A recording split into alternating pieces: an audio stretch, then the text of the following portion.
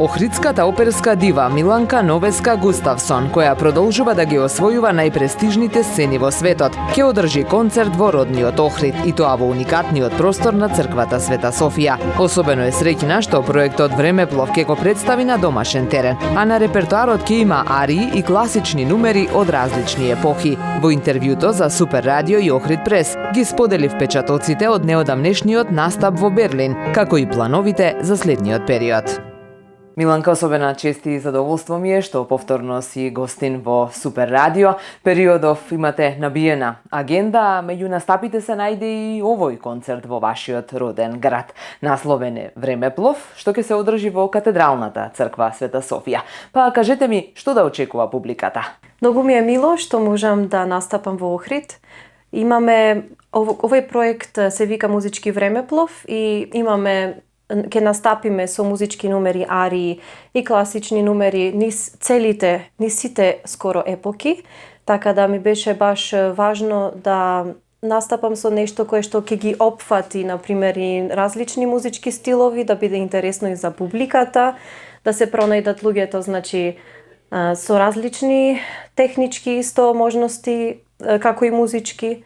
Така да сум многу среќна што заедно со моите колешки Тина Ристевска, која што е сопран, и Ана Велиновска, која што е наш музички соработник и врвен пианист, да настапиме тука во мојот роден крај. Ке имаме, значи, од почеток од Моцарт, Хајден, ке имаме исто така опфатено и Пучини, и романтизмот, ке имаме и наш автор зоографски, така да ќе биде баш интересно. Деновиве имавте настап во Берлин. Впечатоците се уште свежи. Па кажете ни накратко, како поминавте? Прекрасно беше, се работи за продукција на Монтеверди, коронесувањето на Попеја. Многу беше убаво, многу сум среќна што имав исто така и многу добар тим на колеги, колешки, како што и техничкиот тим кој што беше задолжен за други работи. Режисерката беше исто многу фина, ми даде доста голема креативна можност да го изградам мојата улога како што и јас имав замисла и таа. Мене тоа ми е најомилено кога може да се направи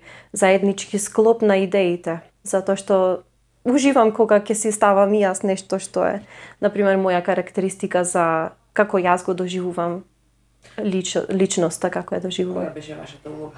Мојата улога беше слугинката на кралицата, така да беше, се вика Нутриче, многу интересен лик, комичен лик, јас така ја гледам, многу си сакаше да се забавува низ дворот, како што е и приказната.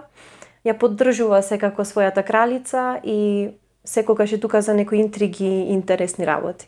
Живеете во Шведска, стипендист сте на најпрестижната фондација основана од кралот Карл XIII, добивте и кралска стипендија, а веќе сте и дел од тимот на хорот Ерик Ериксонс Камаркор. Кои се вашите планови за следниот период? За следниот период, веднаш сега се враќам на 26 назад во Стокхолм. Всушност, ќе патувам до Малме, затоа што почнуваат пробите во Малме операта за Лохенгрин Вагнер, во кој што исто ќе бидам дел јас.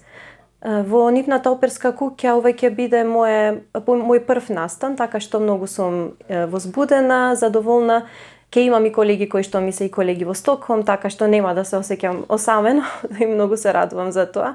Договорени сме веќе да одиме и на палачинки и на други работи, така да одвај чекам. Исто така, потоа се враќам во Стокхолм и ќе имам и период на наизменично работа со филхармонијата, со Ерик Ериксонс, можности за националниот хор на радиото во Стокхолм, како и назад подоцна за Малме операта. Значи ќе бидам паралелно во двата града. Тоа е до крајот на годинава, така? До кај јануари некаде. Ќе имам и всушност настап во ноември со неколку хорови, тоа ќе биде реквиемот на Моцарт и јас ќе го изведувам соло партидата за мецо-сопран, за алто.